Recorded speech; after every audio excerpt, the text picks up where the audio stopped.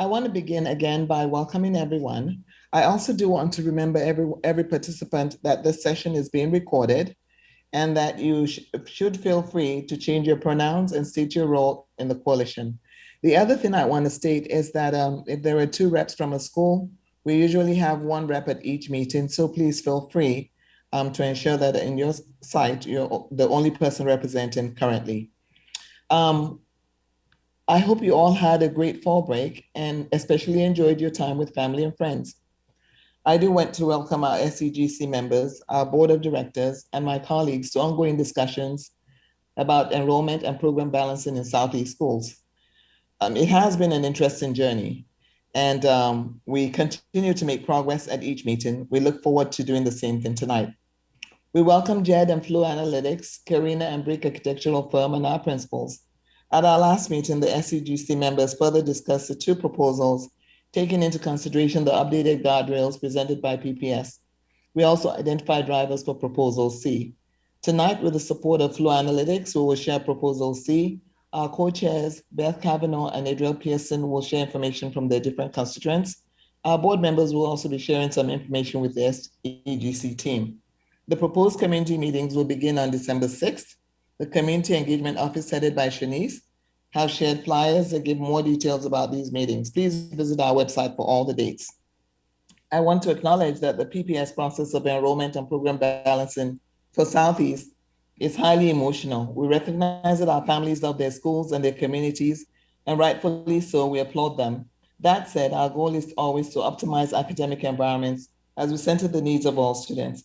We acknowledge that holding a space for all our BIPOC families is essential to the success of this process, and that it is challenging, but we expect that that will be done in this meeting.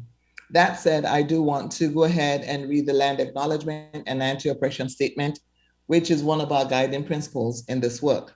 At PPS, we strive to strengthen our relationships with the Native community and Native nations.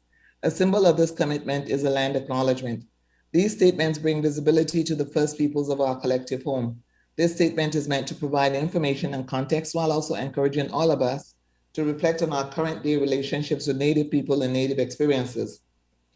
We acknowledge that we live, work, and play on the traditional land of the Chinook, Clackamas, Kalapuya, Multnomah, Wasco, Clafmet, Tualatin, and Malala peoples. We also know that many other tribes made their home along the Columbia and Willamette rivers. We honor their history and acknowledge the sacrifices they made.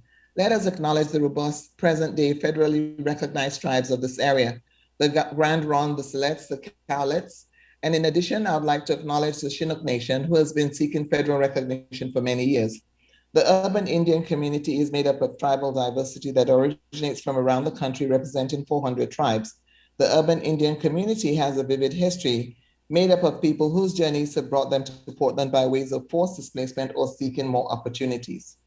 Next slide, please.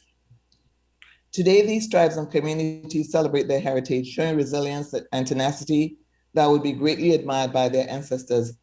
Within Portland Public Schools today, we serve students and families representing more than 150 different tribal nations within our education system. It is our obligation to teach accurate information, past and present, about the impact of colonization on our students, all students today, and make visible the multitude of Native families and many diverse ways Native communities and families are living in the present. We encourage every person to reflect on their own history, understand the history of colonization and genocide, and support Indigenous sovereignty, priorities, and actions. This acknowledgement is one that we can take to improve our support of Indigenous communities in the area. In addition to acknowledging the land and those that have been here since time began, we must also remember our stolen siblings from Africa, whose labor built the vast wealth of this country. These two communities and the atrocities committed against them are intrinsically intertwined due to our existence within a white supremacist world. Everything we have is due to stolen land and stolen labor, and every system and institution that impacts our lives is built upon this legacy. It is our job to speak that truth into spaces so that we can begin to heal. Next slide, please. Tonight, we will have a board update. We'll listen to our co-chairs as they share. We'll also have Proposal C ready to go, and then we'll engage in breakout sessions and discussion opportunities to help us further deepen our understanding around what the plan is as we try to meet the charge. Next slide, please. At this point, I'd like to hand over the meeting to Karina from Brick Architectural Society. Thank you, Dr. O. Welcome, everyone. Thank you again for joining us tonight. I wanted to take a moment to just review our group agreements, as we always do. We are trying as best we can to kind of listen to the feedback that you've given us. So we have actually removed the check-in portion to allow us more time to engage with one another. We'll still be doing work in duos, but we will be doing it as it relates to having you all specifically address the reactions to Proposal C. So the group agreements you see in front of you are essential for us. Like Dr. O said, this can become, really, these are really emotional decisions, or can be. And so we want to ensure that not only do you stay engaged, but speak your truth and ensure that you are managing your voice, so that way we can be sure that everyone that's part of the Southeast Guiding Coalition gets an opportunity to speak. We'll be doing that as we work through the small groups in our evaluation of Proposal C. And just know that we're here to affirm that the vulnerability that people bring into the room. And so just wanted to take a moment to see, in addition to the group agreements that we normally have, is there anything else that you would like to see added tonight, specifically to make you feel safe and brave in sharing this evening? You can either open up your mic or put something in the chat, and we can modify on the spot. Okay. Not hearing anything, I think this is a good opportunity for us to transition to the district and board update. So with that, I'm going to pass it to Deputy Superintendent Claire Hertz. Next, Lisa.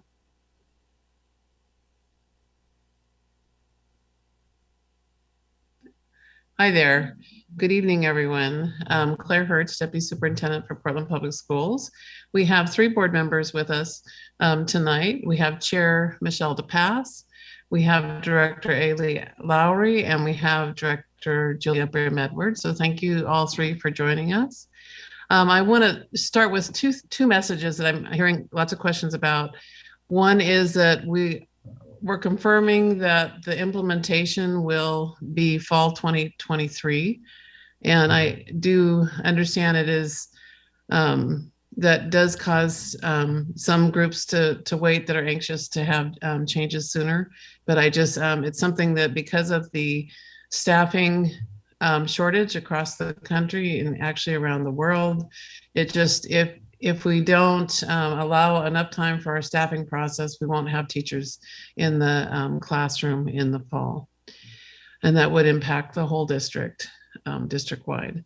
The second thing I wanted to share with you is that there's been questions about adding meetings, and we can add several meetings to help you support the finalizing your recommendation that you'll be bringing forward. So it is, right now we have meetings scheduled with to finish February 8th, but I'm feeling the pressure, and we will modify. We'll work with the co-chairs to see to create a schedule that will fit in with the board schedule, as well as our need to finalize the proposal.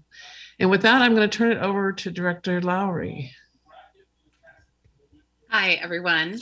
I want you all to know that while I'm not able to regularly make our meetings, I am following along with you all on the YouTube channel, and really appreciate all the work that this coalition has done. I know there were some questions at the last meeting about the board's intent and what work we're asking you to do. This is a charter committee that's created by the board. And so we want to be really clear that our intent when we created this phase of the Southeast Guiding Coalition was really centered on both Lane and Harrison Park, and continuing the work of last round with really looking at comprehensive middle schools in Southeast. And so that is the vital work that the board has done. I know that there were some questions about, okay, if you're not going to staff up till 23, is there time to extend the process? Can we add more schools? And the board really wants us to, as a board, we really want to keep it simple in that we know that everyone is stretched beyond capacity right now. And so we don't want to increase this process or extend it. We know that there are schools that need attention. That's true throughout the district, that we need to look at our boundaries and continue this process. Unfortunately, we can't do everything all at once. And we have a plan and a process. And the next part of that plan is looking at high schools. So we're asking this committee to stay with that initial charge of really focusing on Lane and Harrison Park, completing the work in the timeline we had originally set out. And the only delay would be to the operations side of things. So your all's work won't change. It'll be the implementation of that work on our HR, our operations people, that they'll be delayed just due to the capacity issues as we continue to, I wish I could say as we continue to recover from the pandemic, but it feels like we're still in the middle of the pandemic. So as we continue to live with the realities of what COVID-19 has done in our world. And I think Julia is gonna say some words next about where we go from here. Yeah, maybe it's, thank you, Director Lowry. Good evening, everybody.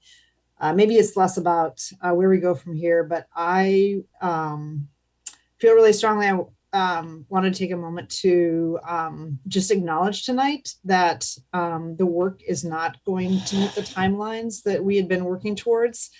And I really want to take a moment to apologize to the families, the students and staff who were expecting that we would be able to implement this next year. And I'm sure it's disappointing. And I'm disappointed because I know for a long time that people in Southeast have been waiting for the work to happen. So I just want to acknowledge tonight that and apologize that we're not going to be able to hit that. And as Claire mentioned, and Director Lowry, because of staffing challenges, the timeline that we had originally set and that we really had put a pin in of getting this work done, it's not going to happen. And I know as a parent, every year is precious. And so while it may seem like, oh, it's just a year, I know that is meaningful to people. And so I just want to, as we, continue the work, but acknowledge that we're not going to meet the timeline that we'd originally set. And I'm sorry for that.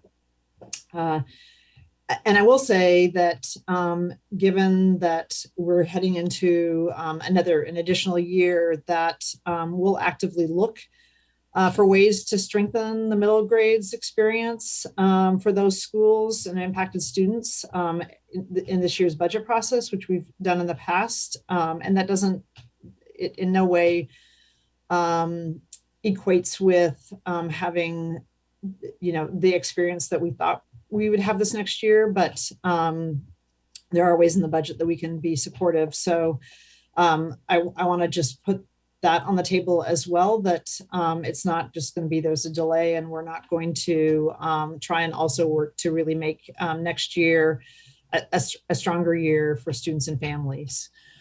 So thank you for letting me share just that thought, because having been a Southeast resident for a long period of time, I know people have waited a long time, and another year it's hard to accept.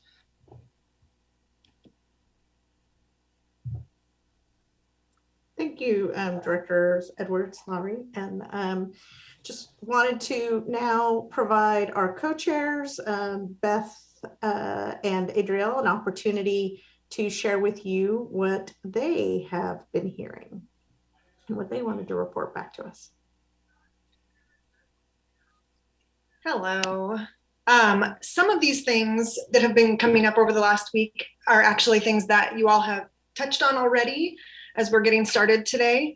I just want to clarify, these are things that have come up through emails to us, through other communication through our Discord channel. And so our goal with this CoChair Corner is not to like address or answer these questions necessarily, but to bring them to light and to air them so that it's clear both to PPS staff, the board, and community members who are engaging in this process, what kinds of things, like what kinds of discussions are happening behind the scenes. So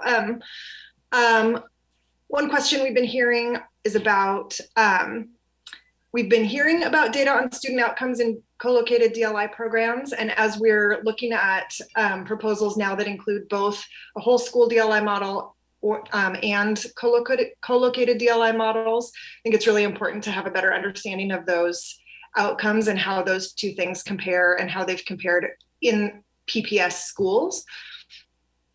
Let's see.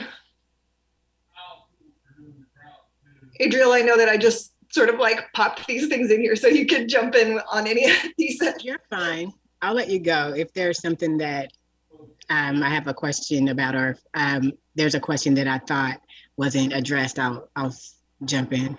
Okay. Okay, so another conversation that's been going on is on the process. Thinking about now that there are 3 proposals on the table, when do we need to determine, so what are the big moving pieces, the big programmatic pieces of the scenario that we will work on going forward to further refine and revise so that we can kind of plan out that timeline, which ties into the next bullet point about the timeline. It's feeling rather cramped as Claire mentioned, that there's only one meeting in December following the community outreach, in which I'm assuming we're going to be trying to synthesize a lot of what we've heard from the community. So when do we sort of determine what the big picture looks like that we're going to move forward with? And then how many meetings will we actually have where we can make sure we don't shortchange the boundary process and really hear from individuals, like what do the streets look like in their neighborhood? What are the things we really need to be aware of in terms of finalizing actual boundary recommendations? And then we had some questions about middle school assignments for fall of 2022. If implementation isn't until 2023, how do people know where they're going? And just wanting to be really clear with communities about where their sixth grader should be thinking about heading for next year and what that means when the process is actually implemented in 2023 in terms of staying with the program through that they start, or planning to leave in the middle of, or like what's that going to look like? And that's both for neighborhood programs and DLI programs. And then this is just coming up since very, hot off the presses since the proposal C was released. We were under the understanding that there would be supplemental materials showing the impact of CSS as a K-5 that many Guiding Coalition members have asked for. And so far, those aren't showing up in the materials. My understanding, based on some conversations today, is that we should be getting some of that. So I'm hoping, Yeah,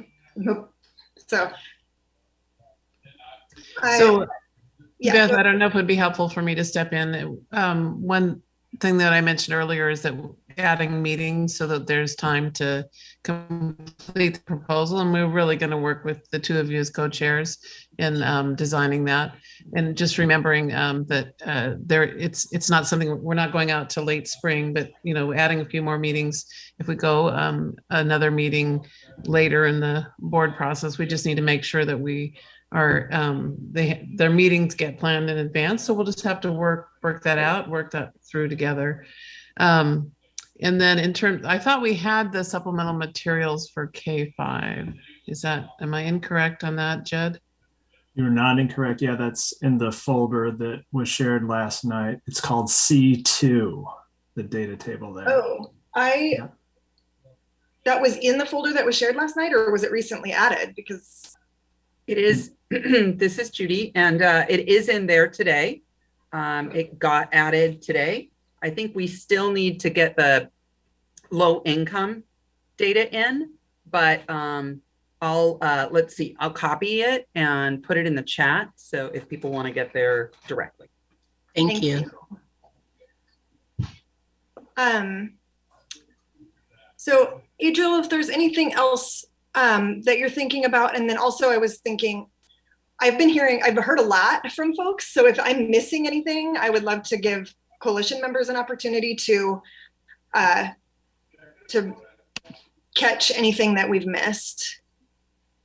I think I would just say, remember that there's the opportunity for the coffee chats. So there's still that option for you to reach out and be able to access PPS staff and talk about some of your questions as well. And then obviously our emails, we're available. We are going to be meeting tomorrow at 11 with a couple members. So we're definitely 12, I think it's at 12. Okay. So we're open to check-ins with you all as well if you need clarification or if you have any questions that you want us to include in our meetings with our partners with PPS. We're gonna talk to them on Saturday, see what they want. So I'm talking about our meeting tomorrow, not the coffee chat. Oh, right? sorry. So 11, yeah. So yes, thank you, Adriel and Beth, for being that conduit to the district and to the planning team. Like you said, we do meet regularly. You all have greatly, been gracious in attending 2 of our planning meetings to ensure that we are hearing firsthand these very things and trying to modify the plans as we go. Things like making sure that we've got paper handouts out to people. I know Judy was in her car this morning and handed out 12 packets, and there are more being mailed to a couple of folks who asked for that. And then there's some available at the district office for pickup. So if anyone wants to get paper copies, I think people appreciated that. And then to clarify, I saw some in the chat to reiterate what Deputy Superintendent Claire Hertz said earlier. Yes, the idea is that there is, if we need additional time to get to a recommendation and to specifically address some of the boundaries, once we align on some version of a plan, there is willingness on PPS to do that, but it is a few weeks, not a few months. Exactly like Andy said, we want to get this work done so that way we can move towards implementation and also allow for the high school process to begin. Okay, with that, I think Deputy Superintendent Claire, I think you're right. So one thing I want to do is introduce, we have another board member here, Director Constam is with us tonight. And if I've missed any others in the room, please let me know that you're here. The other Director Green also on the call. Director Green.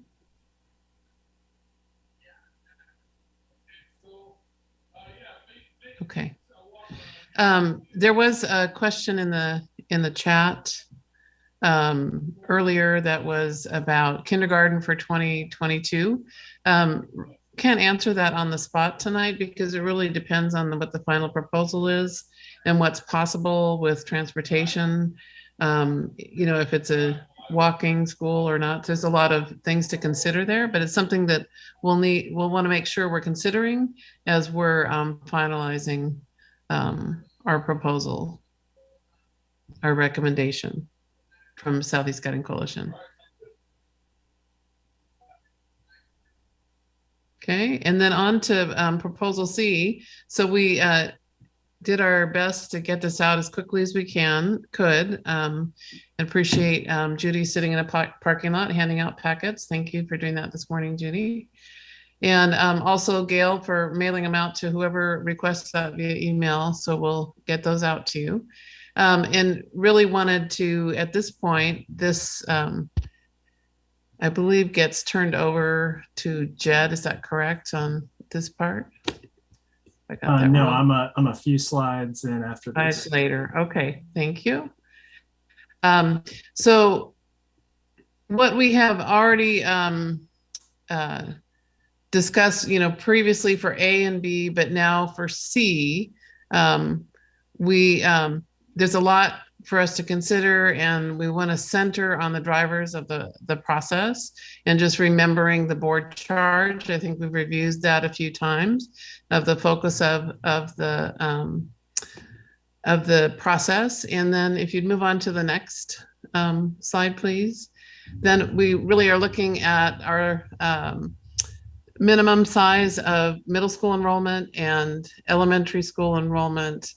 And really with boundary changes, it will be important to achieve these results. And there's already questions about some middle schools are larger than others. And that is true in the proposal C.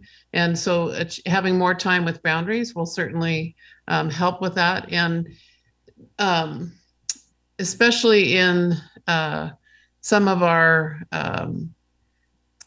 input from last time, where not to cross certain larger roads and streets in Southeast Portland, it makes it harder to balance the school size. So being responsive in C to what was asked for in our last session has made some of these imbalances. So we're going to have to do some give and takes on what is possible. And that's what we'll ask you as a coalition to talk through.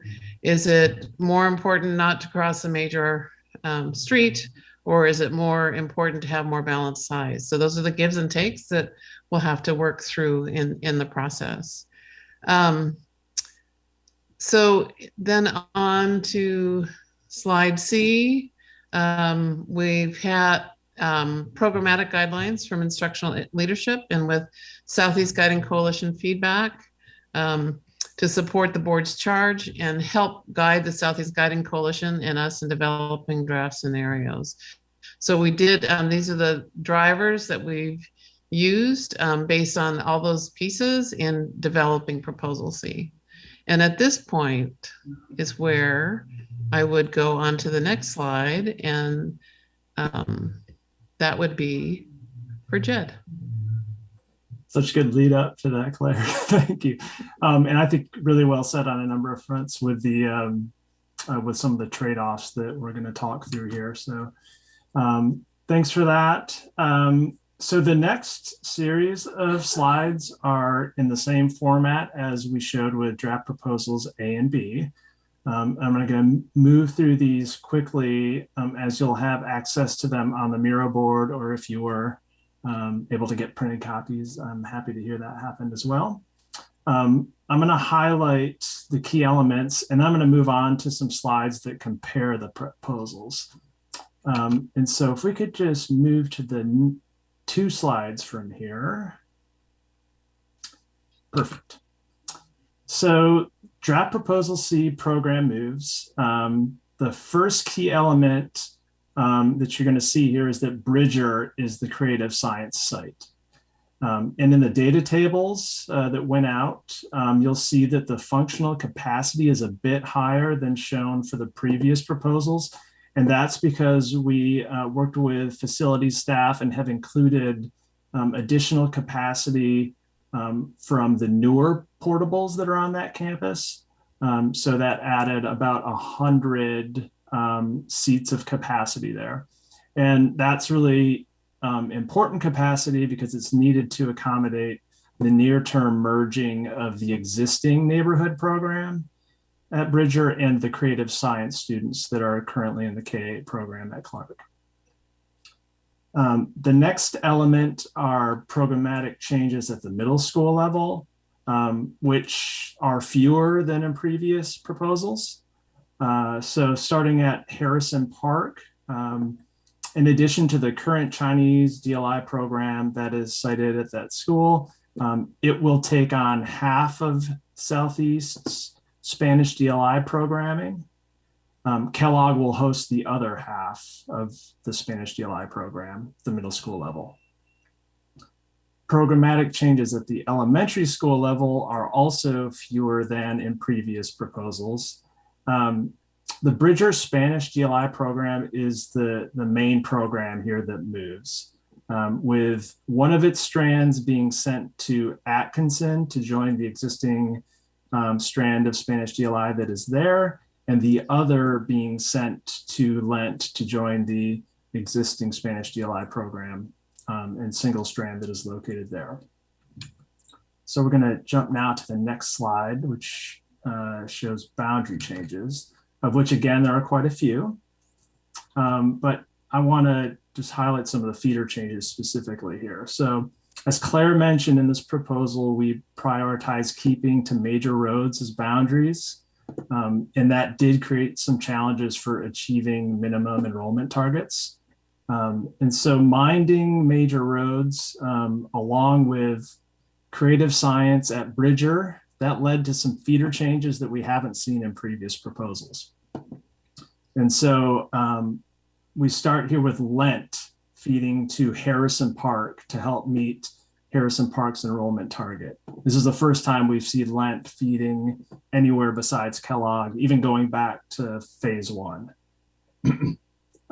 Lent moving to Harrison Park meant that another elementary school needed to move into the Kellogg feeder, which in this case is Atkinson, along with its co-located Spanish DLI programs, or strands rather. And then to help Lane to meet its enrollment target, we have Lewis moving into that feeder pattern. And so what folks, I think, will quickly see is that both Selwood and Mount Tabor are under the enrollment targets in this proposal, which again is in part due to the constraints of keeping the major roads.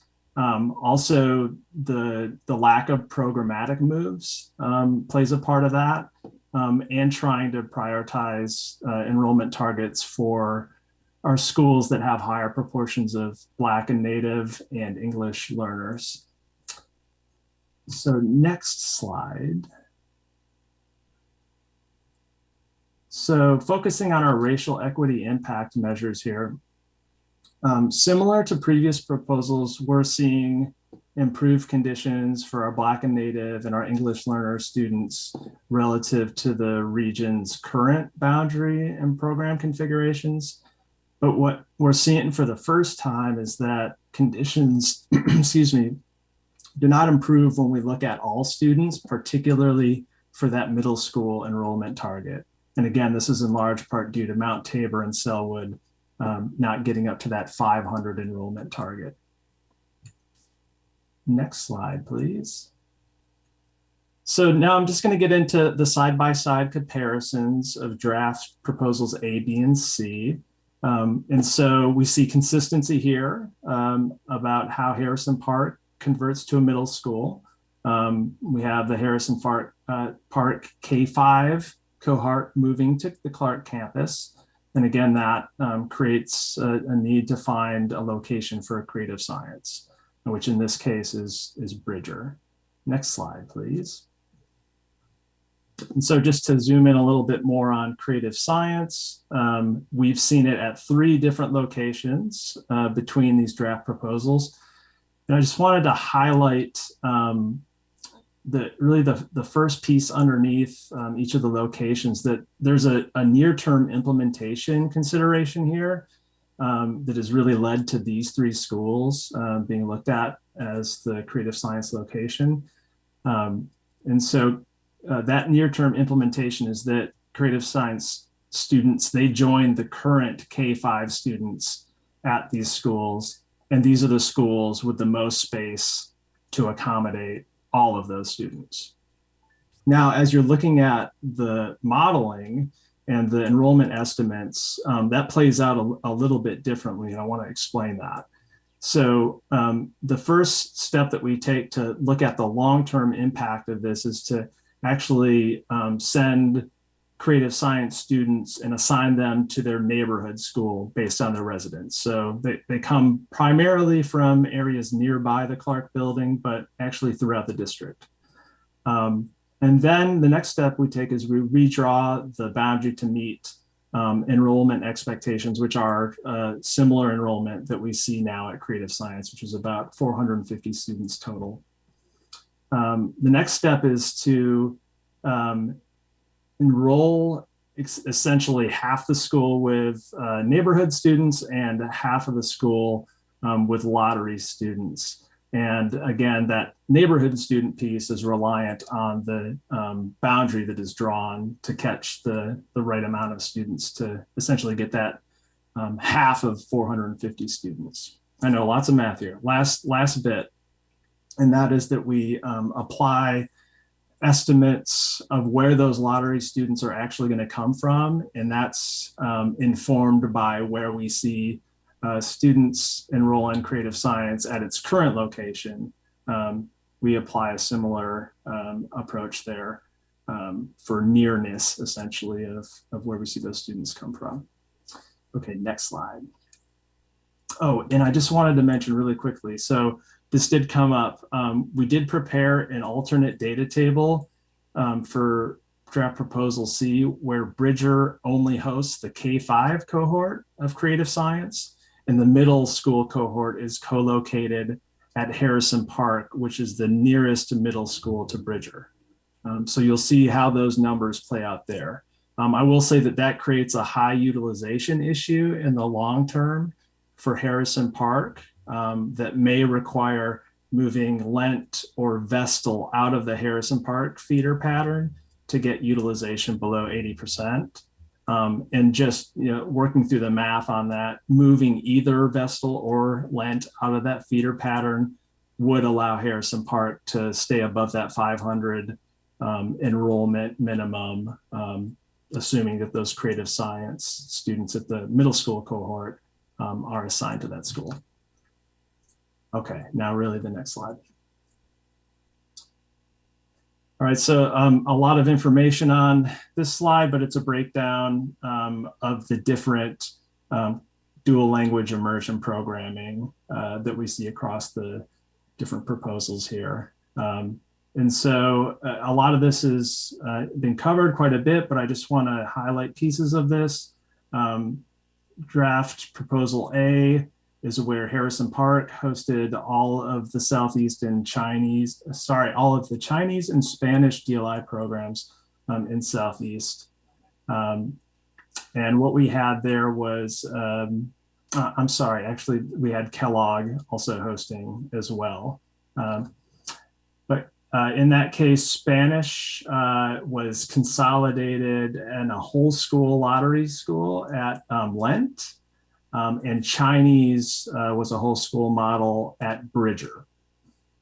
In draft proposal B, Harrison Park hosts Spanish DLI that feeds from Bridger, and Lane actually hosts all of Chinese DLI. Slightly different approach to a whole school model at Lent, where the neighborhood boundary actually will enroll that program, much like Wriggler in Northeast.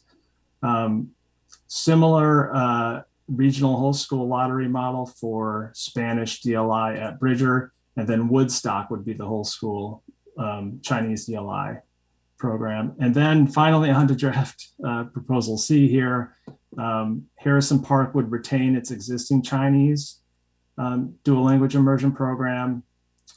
Spanish DLI would feed from Lent here, again, that maintaining that feeder alongside its neighborhood program.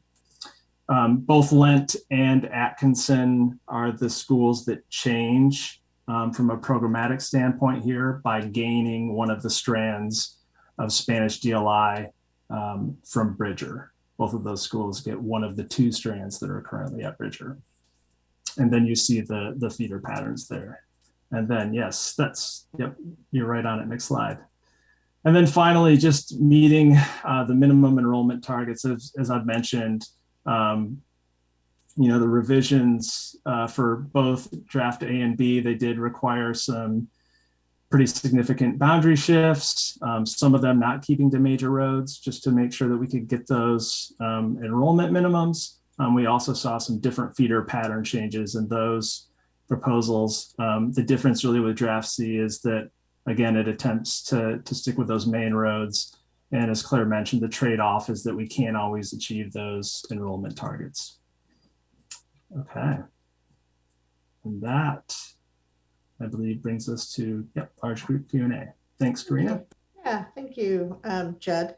So I'm going to put back in the chat because it does seem like it has been buried. I know that there have been, since the proposal C was posted, there have been questions that that have been asked, that the SCGC has asked the district. And so I just posted a Google Doc that contains some of those answers. But this is our opportunity, or y'all's opportunity, to ask some questions. And when we see some of these coming in the chat, specifically the last one that I see there, Jed, is, can you address why a small part of the Lewis boundary will now be going to Woodstock? Yes, I can. Yeah, so there's some boundary changes in keeping with actually Woodstock, that main road there, to get areas south of that road going into the lane feeder. That actually takes away some of the neighborhood program enrollment at Woodstock, and therefore to bolster it. And it's not like an easy decision, right? If people know this area, it's still a main road, Woodstock, in the area just north of Lewis, but it's got quite a few crosswalks in that area there to get north to Woodstock. So it's basically creating that balance that's needed between two strands of Chinese DLI that's at Woodstock and having two strands of neighborhood there. So need to kind of balance that by giving some area back to Woodstock. Jed, my concern though is that Lewis enrollment will then drop down below where we're targeting. So that's why I was asking that. Gotcha. Thank you. There was also some clarification. I think there was, when you were talking about CSS, you had listed that the long-term goal was 50-50 neighborhood lottery. And I think Claire clarified that that was an initial goal with the goal of being 75-25 in the long term. So got that clarified. Trying to track all the questions that we got here. So I think some of the things that people are pointing out that we've said are undesirable in the past are coming in the proposal. It's important to point out that when we try to do everything everyone asks for, it's just not possible to do that. So we've tried a different approach by adding some of the requests from the Southeast Guiding Coalition last time to some of the other pieces, but we had to give up in some areas in order to create a proposal. And so it doesn't mean that any of this is final. We need to take the best parts of A, B, and C and create what is the recommendation from the Southeast Guiding Coalition. We're just trying to show you as we implement different requests that other things get undone because it's not possible to do the other anymore. Right. Yeah, exactly. I mean, I think the key thing for us to remember, especially as we're going into the work beyond tonight, the purpose of tonight is to better understand Proposal C, get questions understood about that, right? What we're going to focus on, not only tonight as we start to examine that, but then also in the work that we're doing with community moving forward, are really what elements or attributes of each of the proposals are both desirable and less desirable for your particular school community and for the Southeast as a whole. So that's really kind of our goal tonight. Any other questions that people have? I'm not sure I am seeing. It's updated yet. Looks like there's some people are clarifying for themselves. Yes. Okay.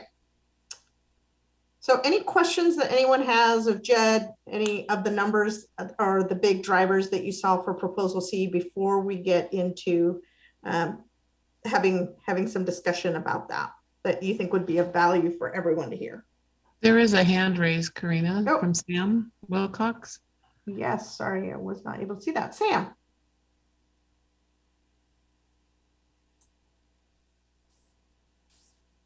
Yes, hello, thank you.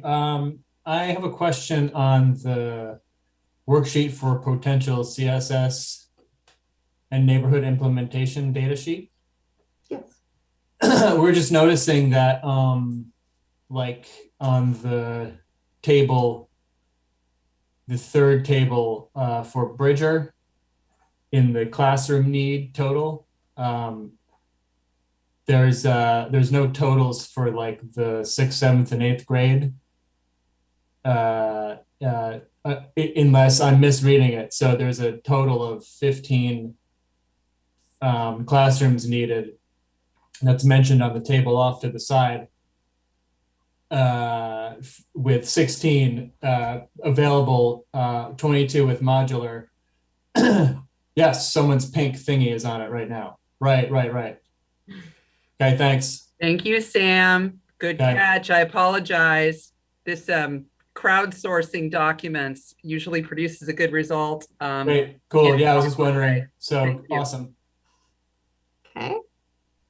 Anyone else? Questions? Not seeing any more hands raised.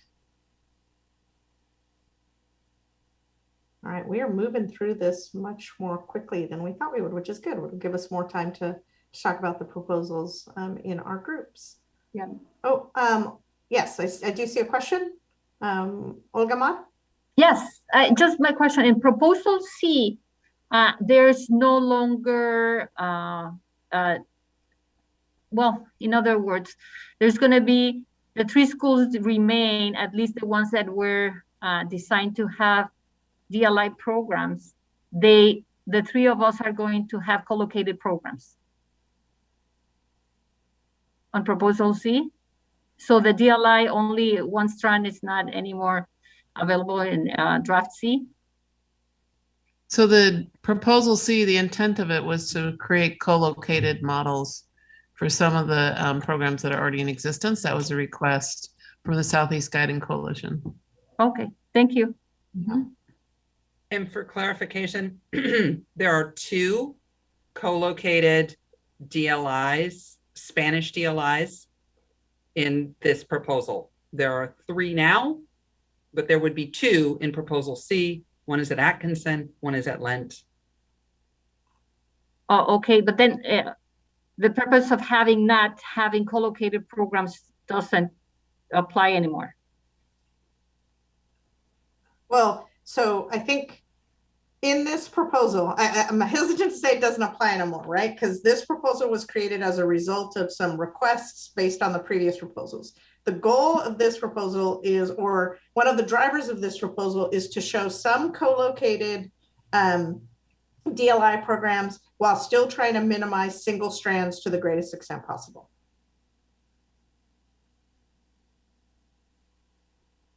Because that is where the district was seeing the greatest inefficiency and poorest student outcomes.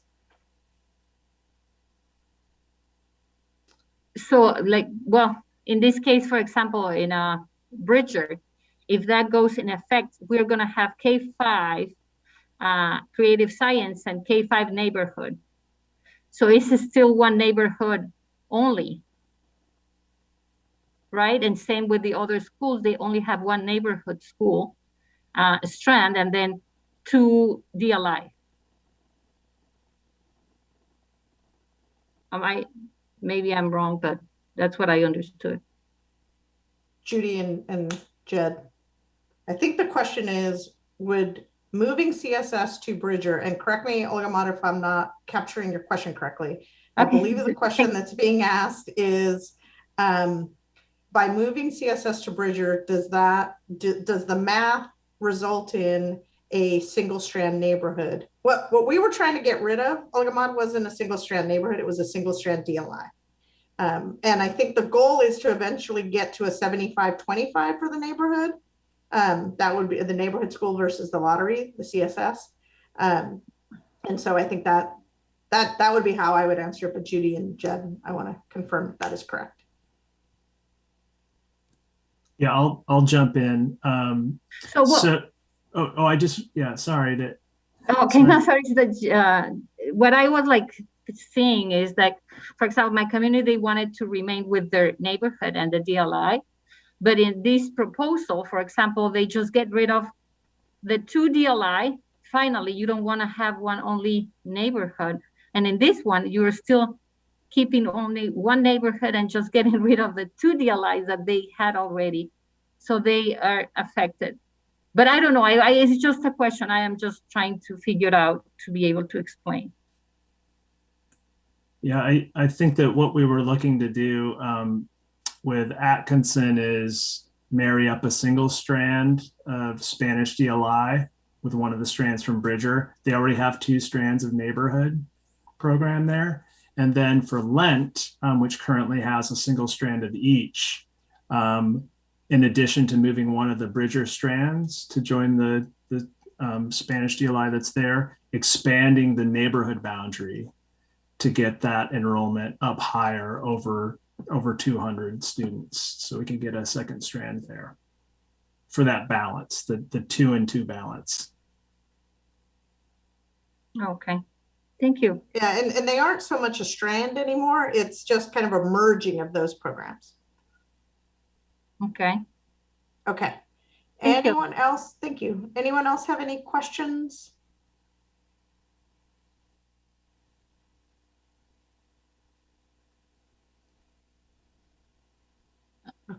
I can't tell if my computer's working right. Yes, Sandra. Sorry. I see it. I'm home not feeling awesome today, so no video for me. You're spared that. I had put in the chat, I was just wondering on this worksheet for potential CSS plus neighborhood implementation, and thank you for this worksheet. This is great. Just under the assumptions, I'm looking at this, first the 20% and then the 50%, and those assumptions are for the neighborhood program.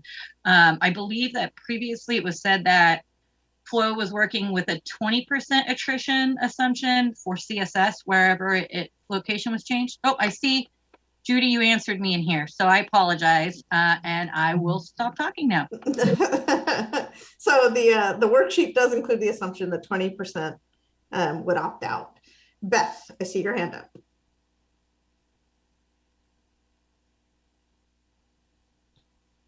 I had to find my unmute button off of my other screen. So as we were gathering maps in person today, some brainstorming started, and we opened a Google Doc that I have added all of the SCGC members and PPS staff involved emails to as editors. And so if that would be helpful to just drop that in, it's just got features, pros, cons, suggestions of each of the 3 proposals as a way to capture some thoughts. And I'm wondering if I could put that in the chat right now. We could share it in the small groups, or I could send it out via email at a different time. I'm thinking it would be good to talk about those in the small groups. We're going to have a good amount of time. We're going to have almost 45 minutes in the small groups, and then we can share it in those small groups. That's what makes sense to me, Beth. So that way we can, it's more than just getting it on there, but we can actually have a deep conversation about it. Yeah. The idea is for folks to add their own things to it. It's just a starting point. Yeah. Okay. All right. How are y'all doing? Could you benefit from a break before we go into, oh no, we were going to do a break after duos. So what we wanted to do tonight is, in addition to the small groups, so we will go into our regular Clackamas, Columbia, and Willamette small groups, but we thought there would be some value because we didn't do the check-in, but people really did see value in having smaller conversations to do that, to have an opportunity of doing duos and trios to check in on Proposal C specifically, some of the very things that we're talking about. So these are the questions that we're going to address in our small groups. So what elements of this proposal work well, and what moves farthest from what supports your community, right? Kind of what works well, what doesn't work well, and then which attributes of this proposal would create the greatest benefit to your community and to the Southeast as a whole. So the idea is that we'll break up into small groups, just 2s or 3s for 10 minutes to talk about this. And then that'll also give us an opportunity to share back with the traditional small groups, kind of some of the, the very things that you were doing in the parking lot, right? Right, Beth, like what were some things that generated out of that as you start to kind of work with each other to try and dissect this? That way we can have a richer conversation in the small groups. Anybody have questions about that? Okay. Marnie, I believe you are pushing us to the duos and trios, and we will do that for 10 minutes. I am. You don't have to do anything. If you get put into a room and you should not be put into a room, just leave that and come back out. Also, if you've joined since I made these, I'll put you in kind of slowly as we move forward. So 10 minutes in duos and trios. Off you go. Thank you.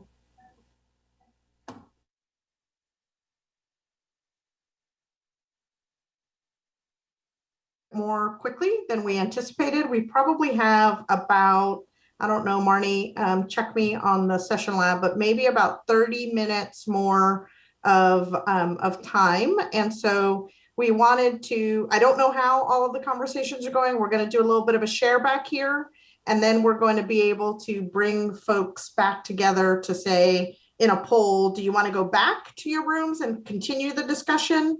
Or are you okay to end it after we kind of do a debrief from where we are? So maybe what we will do is, Marnie, thank you. Marnie, if you wouldn't mind sharing back what from your group, what you all talked about, or having someone, one of your note takers. Absolutely. I was a note taker. Okay. So we did hear a lot about the CSS K8.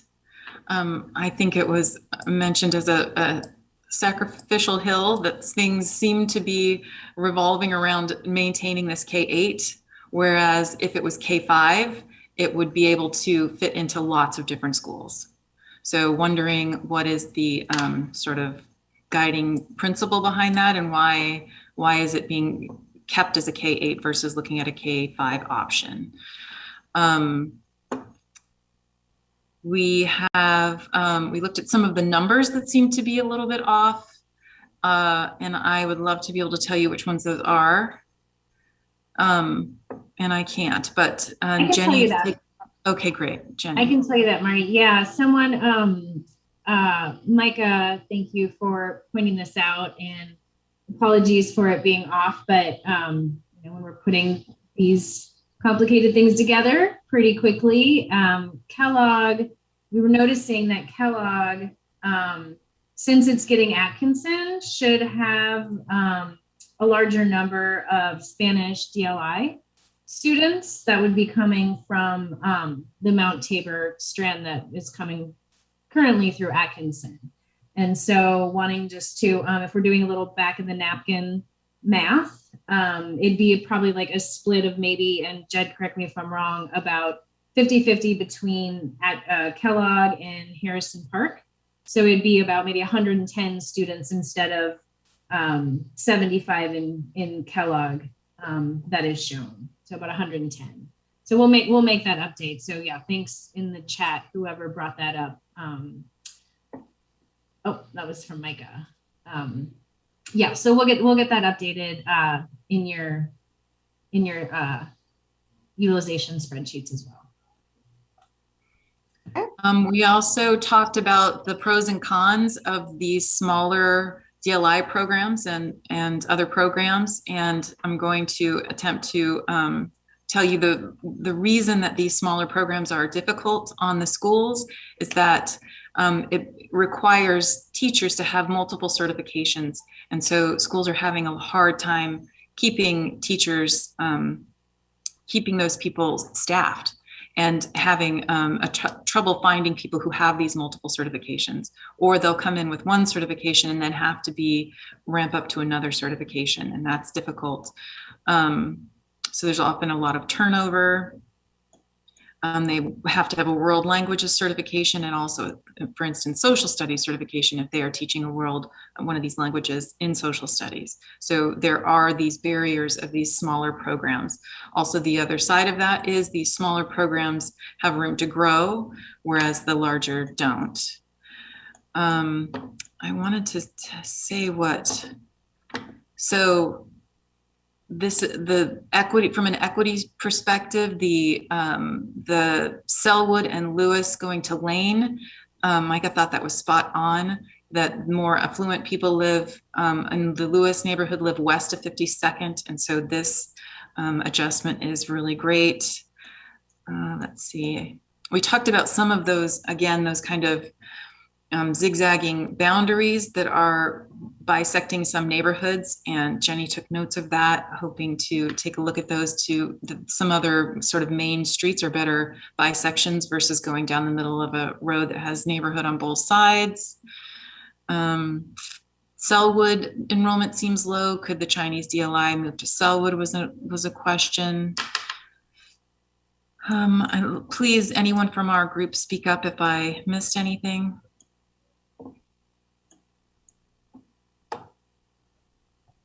Okay. Lisa, actually, why don't you want to go across to yours? Go ahead. Either way. Yeah, go ahead. Let me zoom in. All right.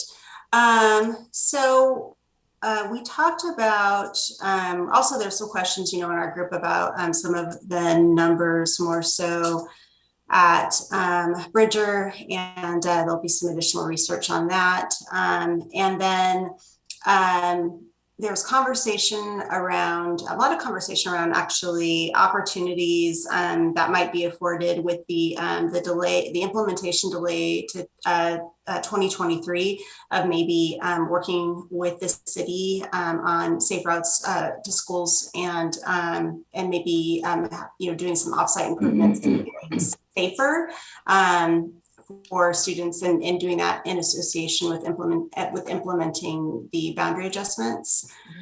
So there was a lot of discussion about that.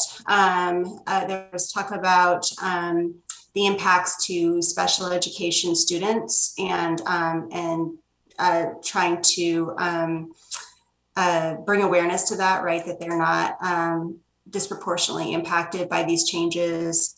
And then also part of the special education program goal that's in the long range facilities plan is to be able to serve more special education students in their neighborhood schools, and how that ties into this. And then also just the inclusion model of special education, right? So then, fewer may be served in focused classrooms because more will be included in general classrooms. So there's some discussion around that.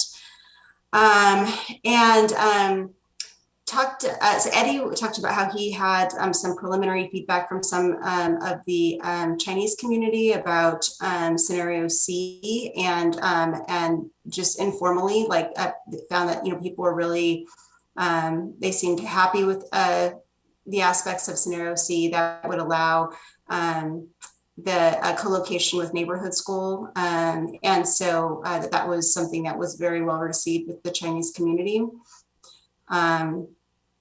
And a discussion about, the location of creative science, that this might feel, scenario C might feel like a better fit versus the other two. A and B felt more like it was pitting creative science against the neighborhood programs. This maybe felt like it would be a better fit to have it at Bridger. There was uncertainty around, what would happen to the displaced students if creative science or some of these other programs like, DLI strands, right, were moved into schools. Some felt like they weren't clear on if these other programs move into these designated schools, what happens to then the neighborhood kids, and so wanting more clarity around that. Let's see. Questions about at Lewis that enrollment numbers may not reflect what is being experienced today, and wanting some verification of that. I think that's a good sampling. Does anyone else want to chime in and add anything else?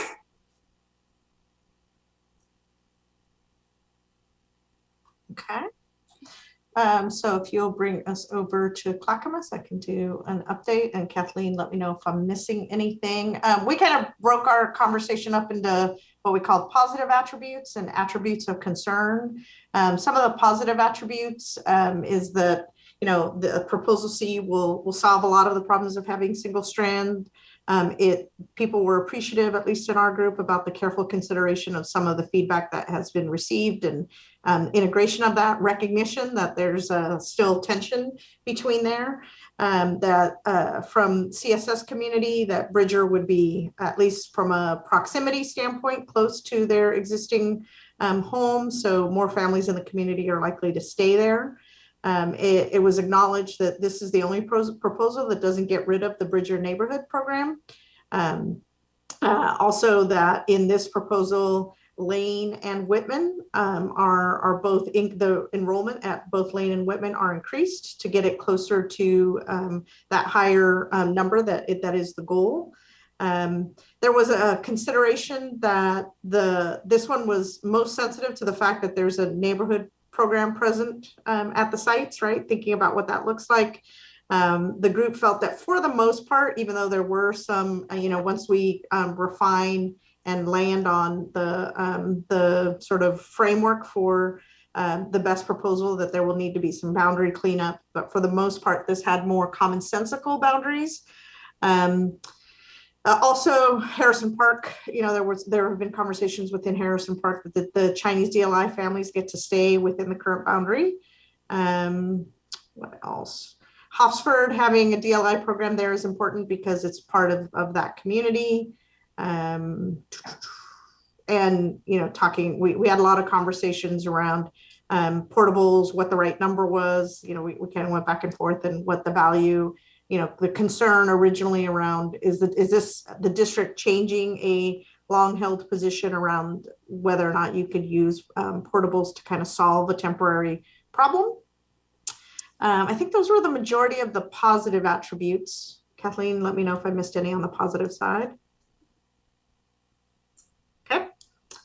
Then the attributes of concern, the having enrollment over 500 could remove the Title I status. We talked about, there were a lot of people that talked about the impact of those to existing communities that they've seen, that probably in this case, but in the cases with all of the proposals, that there's some limitations to the projections, right? That this proposal C still has some schools with lower than target enrollment and some schools like Hosford with relatively high enrollment, 98%. And there was also a lot of conversation around middle school DLI programs being split between two middle schools, talking about also, the idea of kind of what it looks like when you also have two language DLIs within a middle school. Also conversation about CSS specifically, kind of that C2 versus the C1 of a K5 versus a K8. Obviously a pretty strong interest by the CSS community, at least as expressed in our room, to maintain that K5 continuum. And so wanting to get a better understanding of that. And then a lot of conversation around kind of the intentional ResJ work that was done originally in phase 1 in the formation of Kellogg.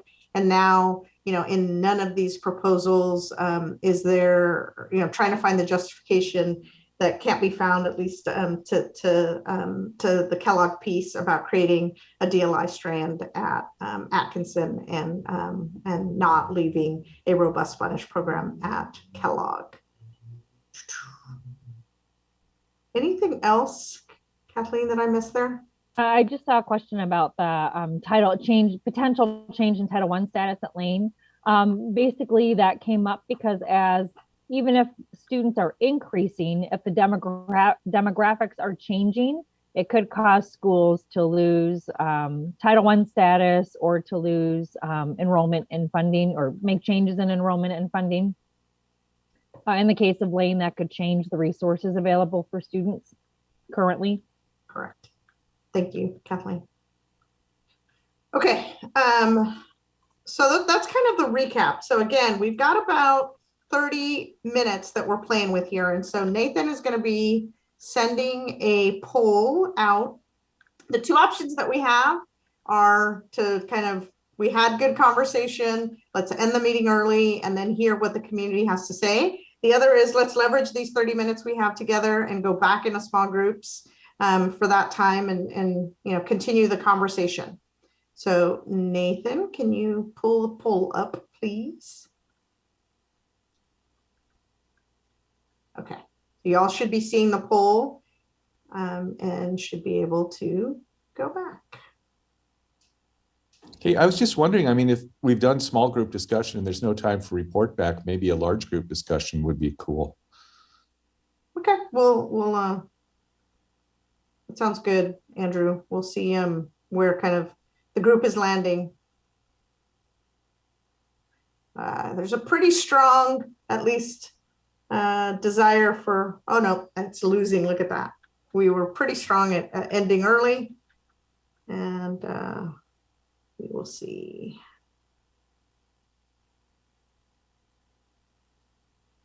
Give it one more minute here.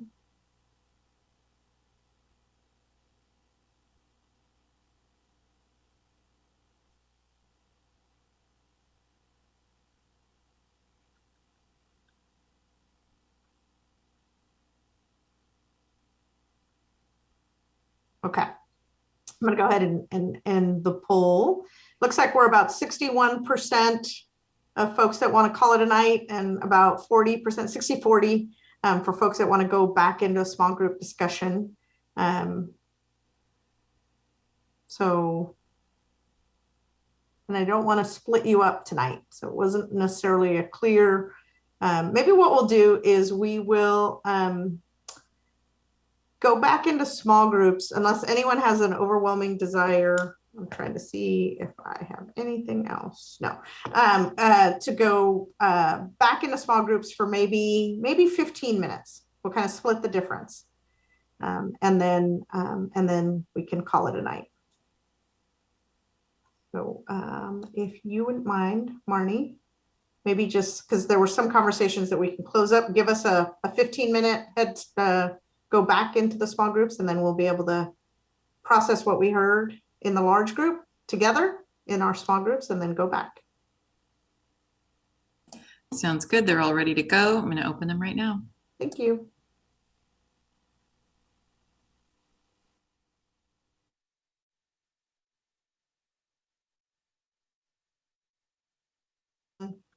Those ends can always be pretty abrupt. So thank you for the added discussion. I think we certainly utilized it well in our room. Elizabeth, you were not able to get, you had a comment in the room and you were not able to get that voiced. Is that still your hand raised? Yeah. No, it's a question because you were talking about the purple line and the racial equity. And what I thought Jed had said was you want the numbers to be lower in the Correct. purple line. And so what I thought I heard in the conversation was that they were almost double in the purple line in C. No, in B. So they were the best in C. They were half of what they were in A and B. I'm sorry. I was thinking. All right, everyone. Thank you for your time tonight. I think we were able to dig deep into these into proposal C, get a better understanding of it, start having conversations around which attributes of the proposals kind of seem to make the most sense for not just individual communities, but for Southeast as a whole. So I believe, will you pull the presentation back up, Elisa? Please. You see that? I do see it. Will you go into presentation mode? Oh, I'm sorry.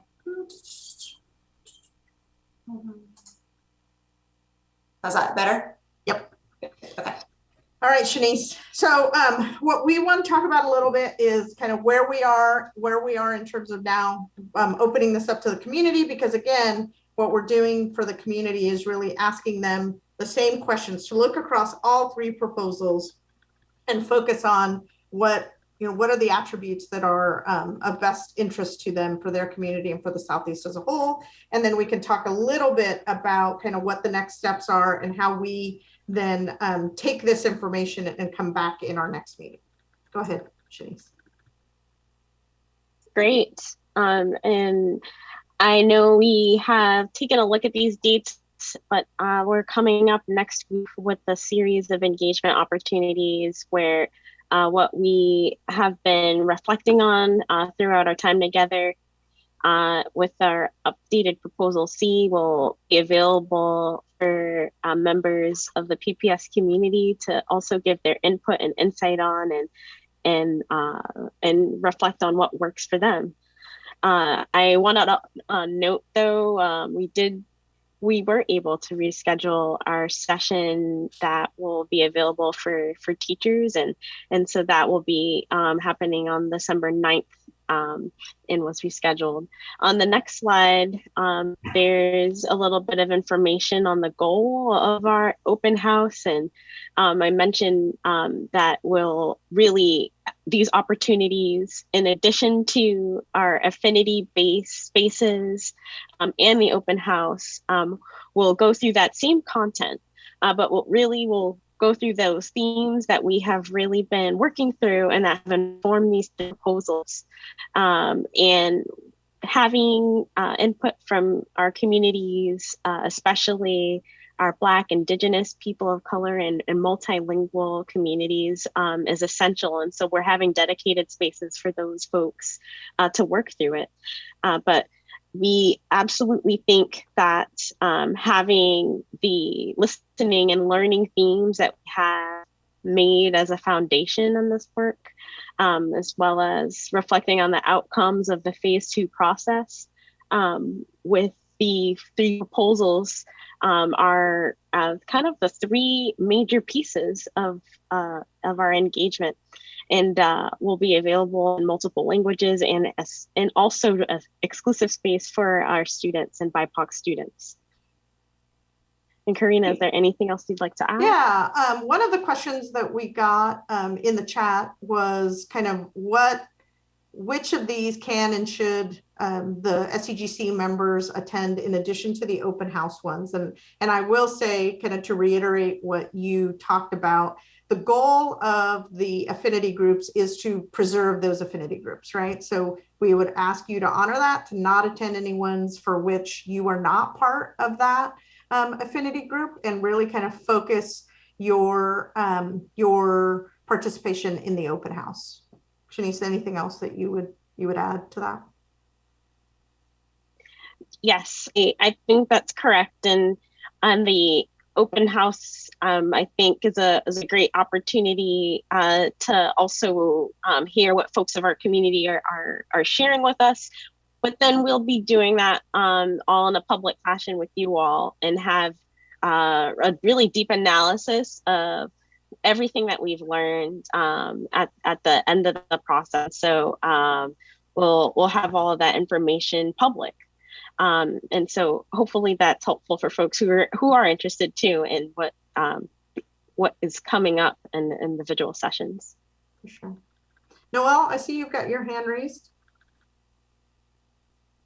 Hey, I was just going to mention, I think as part of our engagement, we're also going to be doing special education focus groups. Is that different than what this is?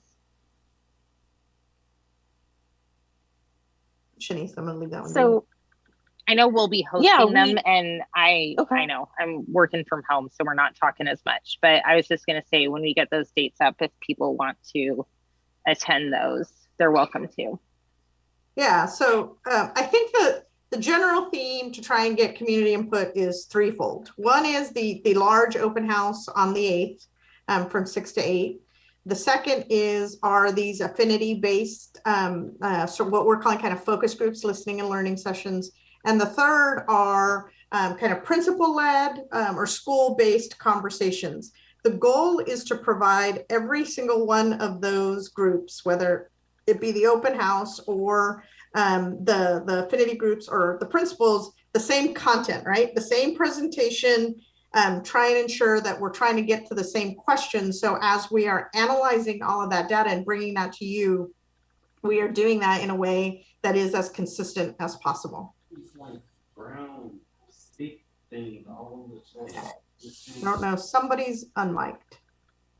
There you go, or mic'd. Okay, then maybe 2 slides, Elisa.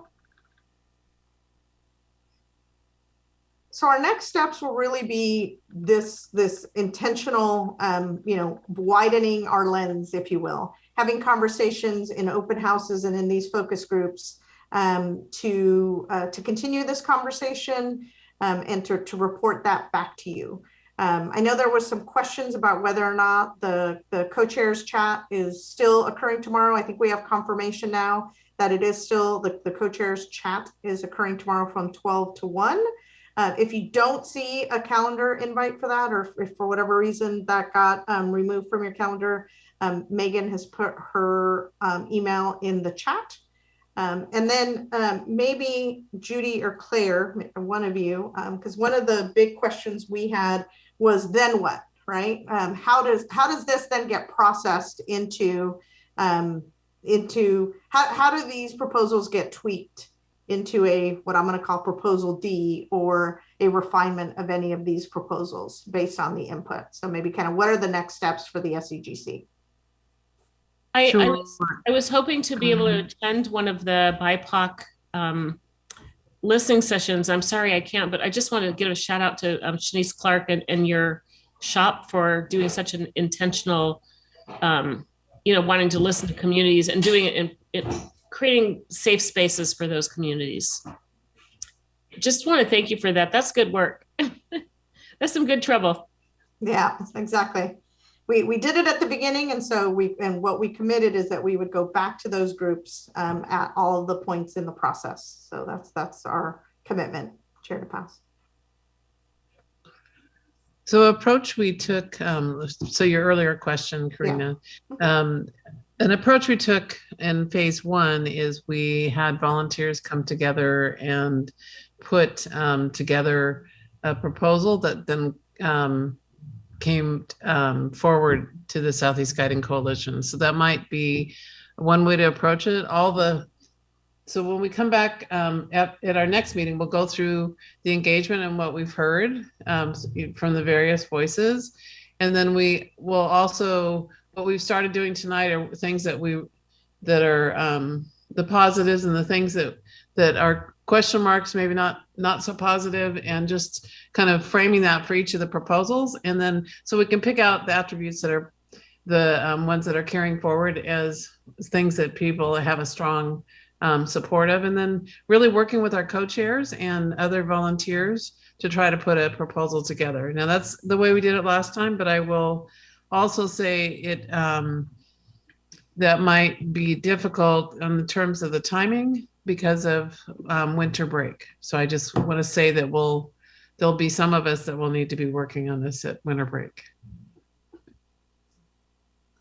So go ahead. Judy, is there something else that you'd want to add to that?